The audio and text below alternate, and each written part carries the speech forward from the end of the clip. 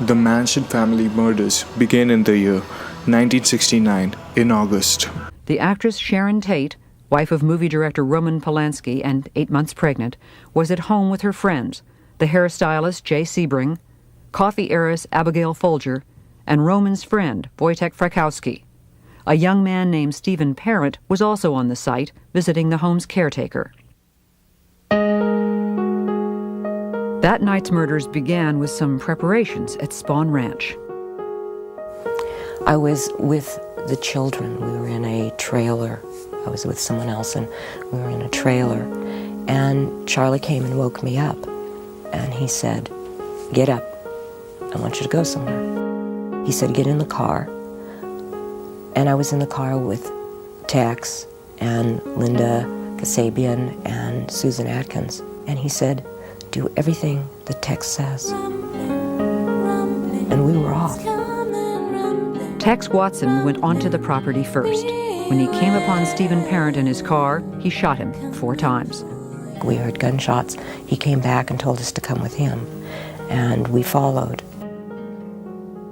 Trying to get into the house, he eventually, I think he went through a window or something, returned to a front door and allowed the rest of us to enter. There was a man that he was dealing with, and I think that was Jay Sebring, I believe. He had him on the floor or something, and he was going to tie him up. And he asked Susan to check the back rooms.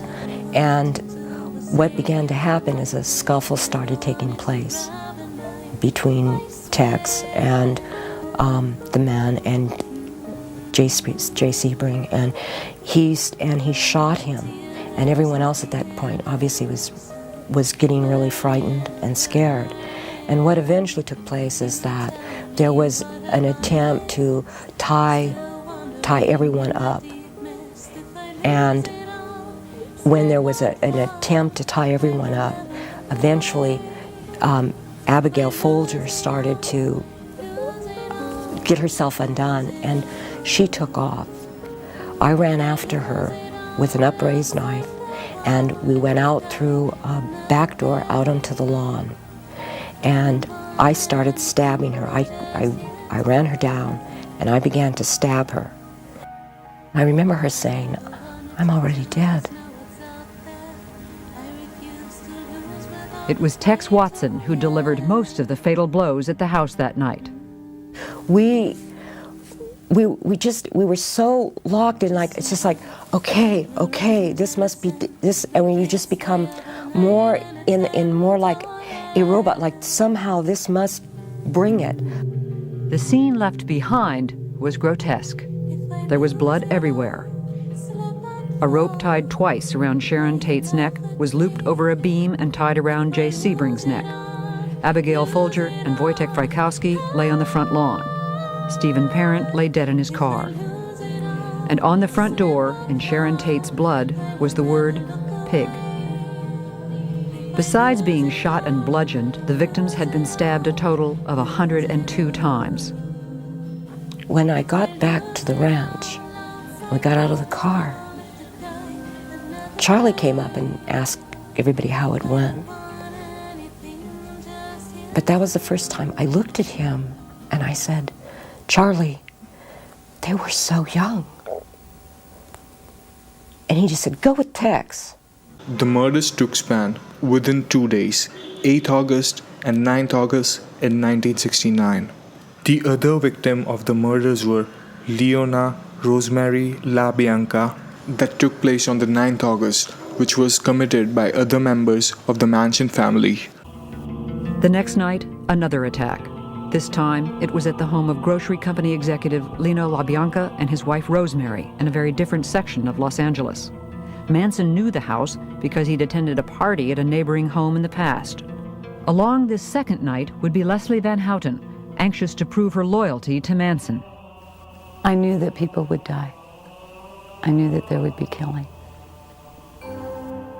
Manson, Van Houten, Krenwinkel, Watson, Atkins, and Linda Kasabian drove around for a while before they stopped at the LaBianca house. Manson went inside, tied at the LaBiancas, and then left. Pat had a knife, And I tried to hold Mrs. LaBianca down, and I couldn't do it.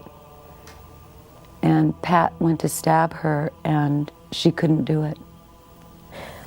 Leslie was still trying to hold her because she was struggling, and I went and got Tex. And Tex went into the bedroom, and I stood in the hallway, and I looked into an empty room in the den, and I just stayed there, and I didn't move. And I have no sound memory of Mrs. LaBianca dying.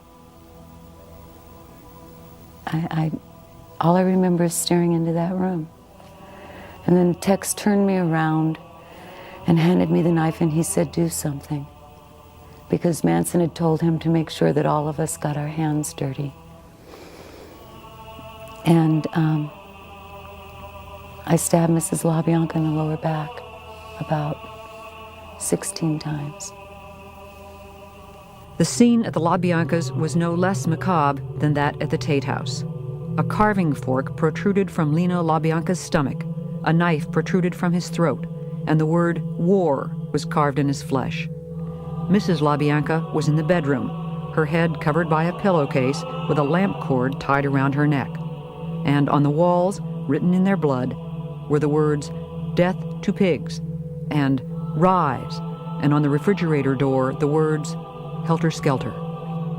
I said, if you're gonna do something, leave something with you. Just like I would tell you, if you're gonna do something, do it well, and leave something with you. Leave a sign to let the world know that you were there. Have a good day. The two victims had been stabbed a total of 67 times. Meanwhile, the news of the first night's murders had hit LA like an earthquake. There was a terrible fear, a terrible trepidation on the part of the Hollywood community that this killing, this ritualistic killing, had something to do with celebrityism. And so a lot of the high-profile Hollywood stars, apparently Sinatra left town. Tony Bennett was living at the Beverly Hills Hotel in one of the bungalows. He moved inside to be safe. Steve McQueen supposedly drove around with a gun in the front seat of the car now, all reacting to the Sharon Tate killings. It was amazing.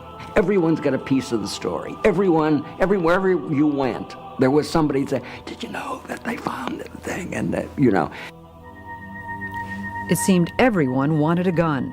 200 guns were sold by one Beverly Hills store in 2 days. It took 2 weeks to get a locksmith. Police were interviewing many celebrities, and some became more careful about their habits. One local in the film business said, "Toilets are flushing all over Beverly Hills. The entire Los Angeles sewer system is stoned." Now the rumors started to fly. The first rumor that hit, as far as the crimes were concerned, was that it was drug-related. It was a drug hit. And on top of that, it was Roman Polanski's wife. People knew about Polanski's film, Knife in the Water, all of these strange, dark, mystical movies involving drugs and sex and killings.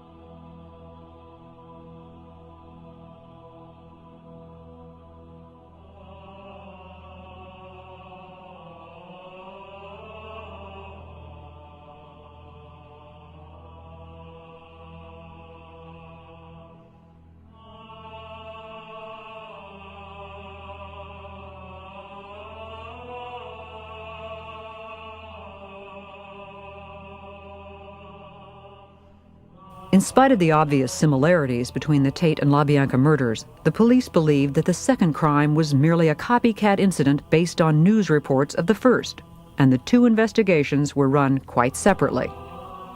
During the investigation, the family was actually arrested and then released on an unrelated charge of auto theft.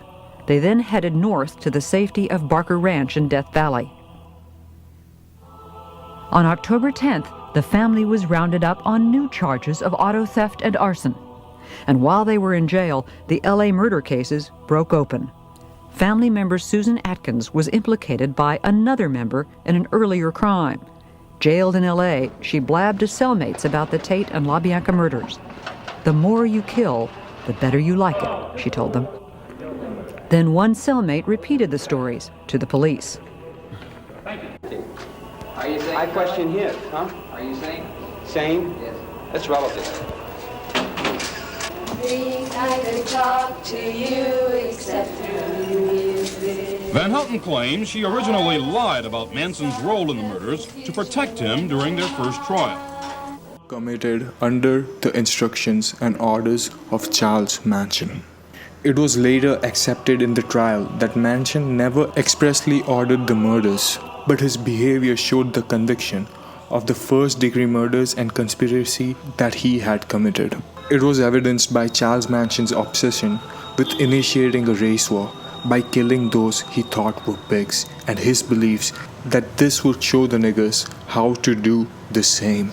Family members were also responsible for other assaults, other thefts, other crimes, and the attempted assassination of the President George Floyd in Sacramento by a Manson's family member named Lynette Fromm.